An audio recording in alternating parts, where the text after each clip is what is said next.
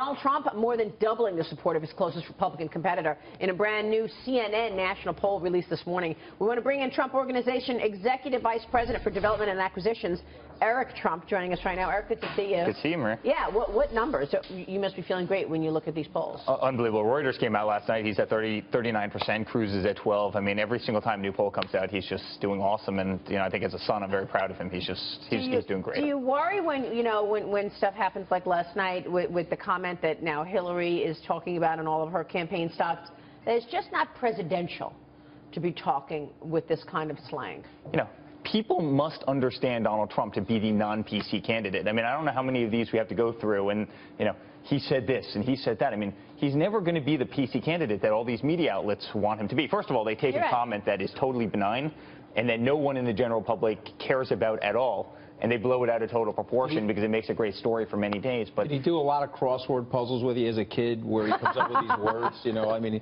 the schlong word is a pretty effective word because it does have a couple of different meanings. Even some of his critics were defending him last night, saying that what the word means. He was saying she got beaten badly, and quite frankly, she did. And I think Hillary's the last person who wants to go against Trump. He is tough as nails. The guy could not be a tougher person.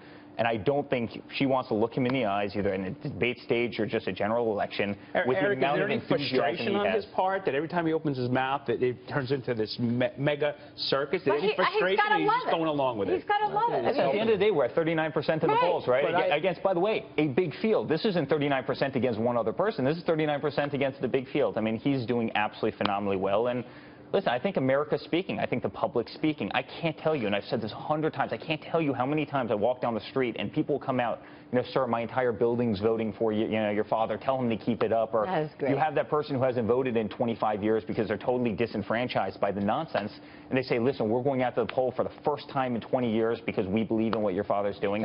I mean, he started a revolution. There's no question about it, and he's contributed a tremendous amount to politics. Everybody that attacks him seems to have a waterfall event where they're going over the waterfall in a barrel. Yeah. Why do you think that is, and what is your dad saying about that? Well, I think he's refreshing, quite frankly. I mean, listen, there's not a politician either on the Republican stage or on the Democratic stage that don't use the same sound bites.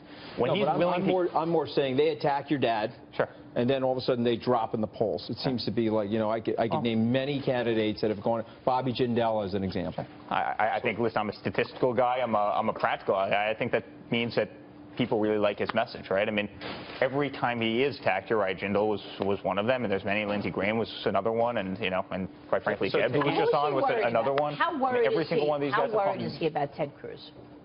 I don't think at all. I mean, I think based on the poll last night that came out, probably not at all. And listen, Ted's a great guy. Ted's, you know, a guy that we've gotten to know on the campaign trail, and, you know, he's been a great guy. But, you know, I think my father's going to win this. And my father believes he's going to win this. Why does he think Ted Cruz is such a good guy, and the others aren't? I mean, is there some friendship or arrangement that has been developed between him and Ted Cruz? No, I just don't think. I think every other candidate has probably hit him very, very hard, and I think, you know, Ted's always maintained a certain level of respect for whatever reason. So I think, you know, when that happens, maybe you develop a camaraderie or whatever it is. I mean, I'm not sure if I can put my finger on it exactly, but he's just, he always seems to be a warm soul around us. He's broken so much new ground and should be applauded for that. How does he get the tent back together again as this new age candidate, if you will? Yeah, well, listen, I am a Republican and a avowed Republican, so you're going to need to get the whole tent back together. What's the game plan for that? Yeah, I think that's right. I think the plan for that is you beat Hillary, right? I mean, the tent's together when you beat Hillary. Otherwise, everything else is totally irrelevant. You're going into the nomination. You're at the convention. You've got to bring the fragmented party back together. What do you think the game plan is for that? Before we beat Hillary? Yeah, well, first of all, you need to get to the convention. Hopefully, we don't need to even get to convention. Hopefully, we can sweep it through a lot of states where you're, you know, almost the automatic candidate. But you know, my father is somebody who's a unifier in a certain way, right? I mean, he might be divisive in a process like this because, quite frankly, you have to be. You're running against other people, right? And you have to make your points known, et cetera. But there's no person who's more of a patriot in America than my father. He is an amazing guy. He loves his country. He doesn't need to be doing this. He doesn't need to be running. I mean, you know him better than anybody, right? We have an amazing company. We're building hotels all over the world. We live an amazing life. I mean, he doesn't need to be doing this. In fact, in a certain way, it's a very selfless act, and I've said that a million times.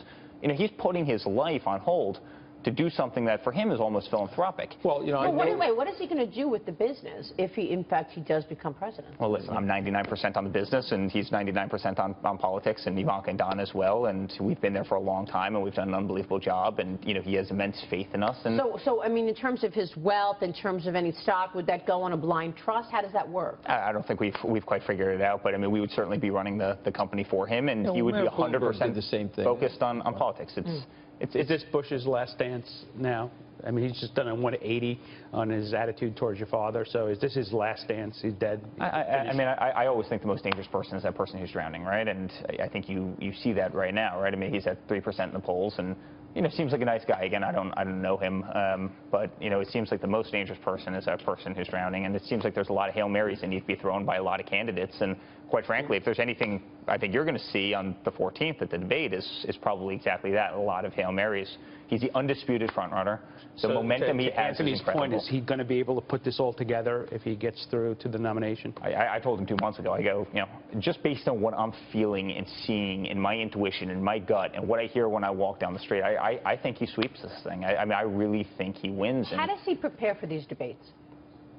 He's a practical guy. He's not a scripted guy. He's never used a teleprompter in his life. He's never looked at a teleprompter in his life. People love that, by the way. He says what's on his mind, and I think that's what gives him kind of the charisma that, you know, people are attracted to. You know, and quite frankly, there's people, hey, I don't agree on every single position, but I love the fact that the guy is not bashful and he's afraid to, you know, or he's not afraid to say what he thinks, and that resonates. I mean, how many times do we have to hear the same nonsense soundbite? How many times do we have to hear the I'm going to wipe the hard drive clean? I mean, people are sick of this nonsense. Yeah. I mean, this is the real world. Well, that's what Hillary said about her hard drive. You're right. I mean, the question is, can he beat Hillary?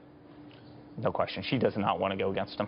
She does not want to go against him. There is no one tougher. He is tough as nails. He is the best. She does not want to go against him. And what have these other traditional candidates done in the Republican Party over the last, you know, I don't know, decade, 2 decades? I mean, what have we done? We lost in a landslide last time. We lost McCain before. I mean, I'm not even sure if he could have won that. But, I mean, what have these other conventional candidates got in the Republican Party? You know, leave it to a guy like that who's tough as nails, who is a serious fighter, who will fight until he's dead to win this thing. I mean, that's who he is. That's who he is in business. That's who he is in life. I mean, he is a guy who wins. And I think he'll give her a great run for his money, and I'm proud of him. If we had a woman, a Muslim, and some of the people that feel that they've been attacked by your dad here on the stage right now, what would you say to them about his ability to unify and get them on side with him?